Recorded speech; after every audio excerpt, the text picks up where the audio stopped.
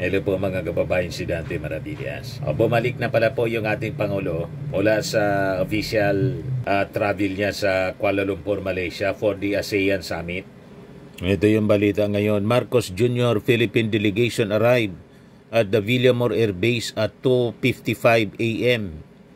Kani-kanina, after attending the 47th ASEAN Summit and related summits. Halos wala pang tulog yung ating Pangulong Bongbong. Kunting pahinga lang siguro. Tapos sabak naman ngayon sa iba pang mga engagement niya. Ito yung kanyang arrival message mga kababayan. Pakinggan po natin. 37th ASEAN Summit and related summits in Kuala Lumpur, Malaysia. The summit was once again an opportunity to discuss among our fellow ASEAN member states and partners how to navigate our future together amidst the various geopolitical and economic challenges that we face domestically, bilaterally, regionally, and globally. We discussed significant international issues, that emerging challenges that not only impact our peoples and our nation, but also the entire region, especially the West Philippine Sea. I reaffirm that the Philippines will continue to remain firm, calm, and resolute in defending our sovereignty, our sovereign rights, and jurisdiction in the West Philippine Sea, in accordance with, of course, international law. We will continue to strengthen our partnerships with all countries who share our values and our commitment to peace, to stability, and to economic progress. The leaders and I also discussed the ongoing situation in Myanmar and the implementation of the 5-point consensus to bring about a peaceful and lasting solution, which is Myanmar-owned and Myanmar-led. During this past 47th summit, we welcomed the full accession of Timor-Leste as the 11th member of ASEAN. This is a historic step that reaffirms ASEAN's commitment to unity and inclusivity. We remain committed to pursuing initiatives that will support Timor-Leste's capacity to assume its obligations as a full member of ASEAN, with the end goal of further building a people-centered ASEAN. The leaders and I spoke about future-proofing our region through economic cooperation and sustainable growth. We heard discussions from the IMF, from the BRICS group, from G20, amongst others. We reaffirmed ASEAN's collective commitment to rules-based, open, inclusive, transparent, and non-discriminatory multilateral system. We strengthened our trade with external partners with upgrades in the ASEAN Trade in Goods Agreement,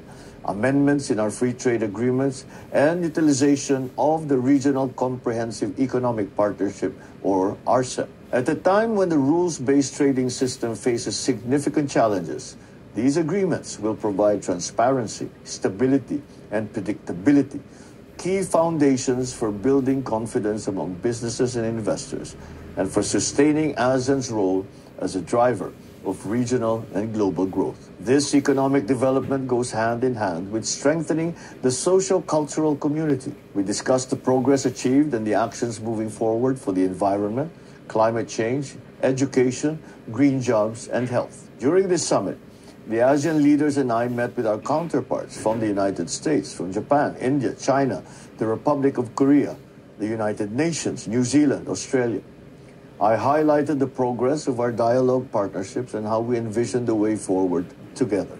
On the sidelines of the summit, I met leaders and discussed ways to further strengthen our partnerships and expand cooperation in strategic areas. I met with the leaders of Cambodia, Canada, Thailand, Japan, the EU, Vietnam, Australia, New Zealand, and with the United Nations Secretary General. We reaffirmed our commitment to deepen bilateral relations and discussed cooperation on many fields of mutual interest.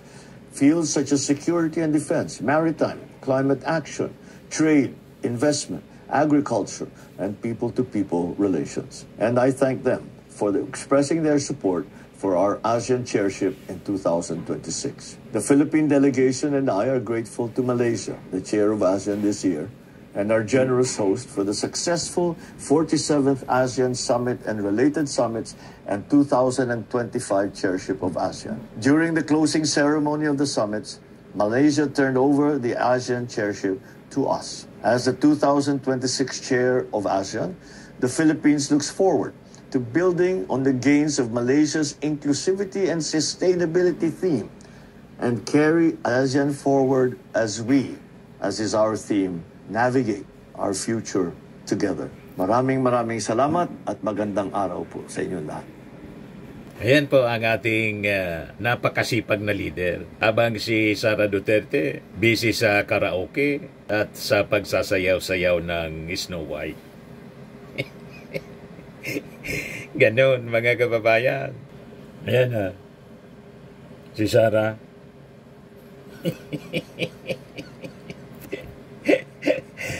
Yan ang pinagkakaabalaan, mga kababayan, ng gustong pumalit kay PBBM, mga kababayan. Sayang talaga po pasweldo dito sa taong ito. Ito, si Sara sa Singapore.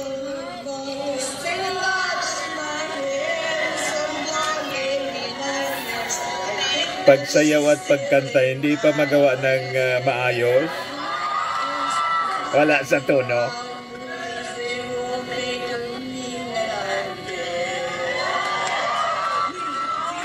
Lalong ginaganahan po kasi ayun, walang tigil naman po sa sa pambobola yung mga supporters niya.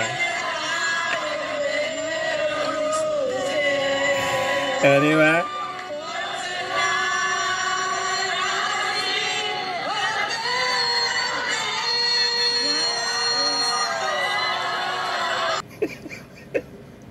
Walang tigil sa pambubula yung kanyang mga supporters. Lalong ginaganahan sa paggawa ng mga walang kakwinta-kwintang bagay. Tapos wala silang tigil sa paninira sa ating Pangulong Bongbong Marcos.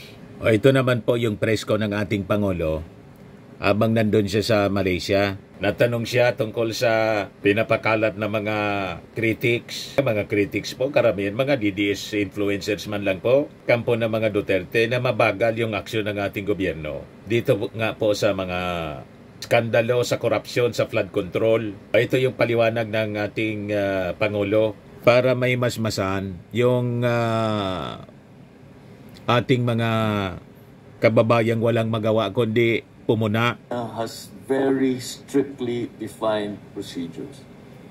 I get messages all day, every day. Ikulong mo na yan. Alam naman natin kung sino sila. Ikulong mo na. Kunin mo lahat ng pera nila. Pagbenta mo na yung mga bahay nila, ibalik sa ano. What would then I be accused of if we did that? Secondly, if basta-basta lang tayo nasasabi hindi maganda ebidensya, basta kasuhan mo na. Kung nanalo, kung ma-acquit. Correct. Dahil hindi maganda ang pagkahanda ng kaso. Technicality. Nagka-technicality. Can you imagine these people who have stolen billions from the government and from the people nakawala dahil hindi maganda ang pagka-handle ng ebidensya? Correct. That's much worse result. So, due process must be observed. We must make sure na alam naman talaga natin kung sino sila. Kaya tiyakin natin na makukulong talaga sila. At correct, ang kanilang mga ninakaw ay ibalik sa gobyerno, ibalik sa tao. But yung nagmamadali, yung hindi maaari yan. Hindi delikado tayo. Kaya natin sabihin ko sa pulis, dakipin nyo na yan. Basta ikulong nyo, bahala na. Anong mangyayari doon? Sira yung kaso natin, and you cannot charge them again. There is that principle of double jeopardy in the law. So, what is more important? That we just file cases. Basta sige lang. Remember, nobody has gone to court yet. There's no conviction yet. And the court, marami pang, what is the process? Pagka binigyan yung, may complainant sa ombudsman, sa DOJ, may preliminary investigation pa. Magbubuo ng investigasyon. Kailangan matibay-tibay yung ebidensya. Kasi kung hindi matibay yung ebidensya, makakawala yun, ma-acquit yun. Tama. Kaya tiyakin natin na matibay yung ebidensya. Hindi madaling gawin yun. Dahil yung iba, yung mga witness, yung ating mga resource person, hindi nagsasabi ng totoo, may mga tinatago, etc., etc. Kailangan ma-extract yun sa kanila, yung impormasyon na yun, para gawing ebidensya, para madala sa kung saan man, sa sandigan, sa ombudsman, ito na yung kaso. At malalaman natin na tiyak na makita natin na yung talagang alam natin na gumawa ng katiwalian, nagnakaw talaga sa gobyerno, ay magbabayad. And magbabayad, they will pay for it with their liberty, and they will pay for it with treasure that they have taken away from government. I think it's more important that we get one chance at this. Isa lang ang chance natin.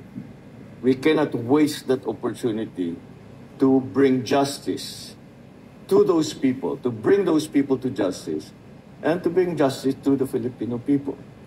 So, do you want to get it done quickly, or do you want to get it done right? That's the choice that we have. So I understand the frustration because we do have a very good idea about who these people are.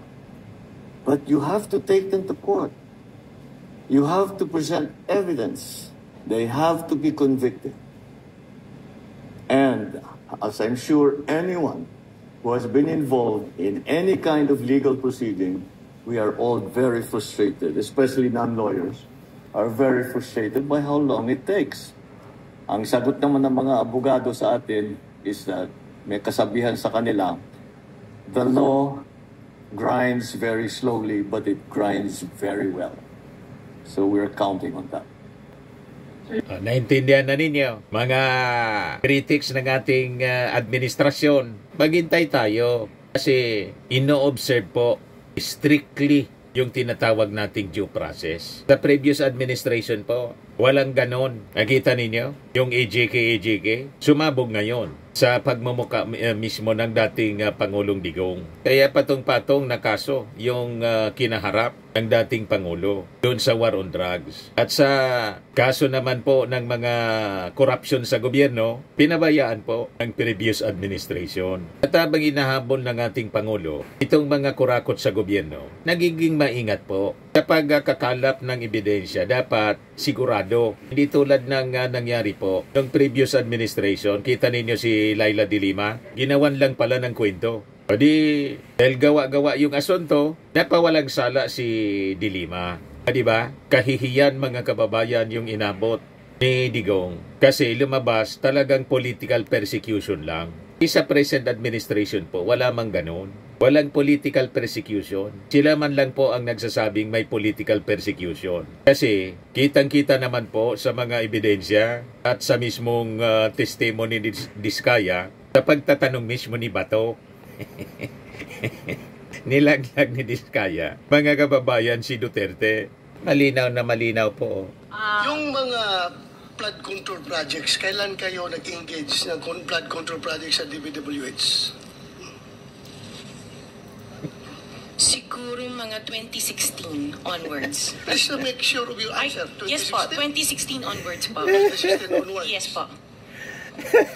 2016 onwards. May follow-up Yes, ka sir. ba? Okay. Go ahead, sir. Go ahead. Alright. Yung mga flood control projects, kailan kayo nag-engage ng flood control projects sa DPWH? Siguro mga 2016 onwards. Please make sure of your answer. Yes po, 2016 onwards po. 2016 onwards. Yes po. Di ba, mga kababayan? Kaya pinapalitaw nila, pinopolitika sila. Paano pinopolitika na mismong sa pagtatanong ni Bato, nilaglag ni Diskaya ang Duterte administration na tumiba sila sa kontrata sa flood control 2016. Pero hindi nagmamadali sa pag-iimbestiga yung ating administrasyon, yung ICI. Yun ang sinasabi ng ating Pangulong Bongbong Marcos. Huwag kami mga DDS. Booking na kayo.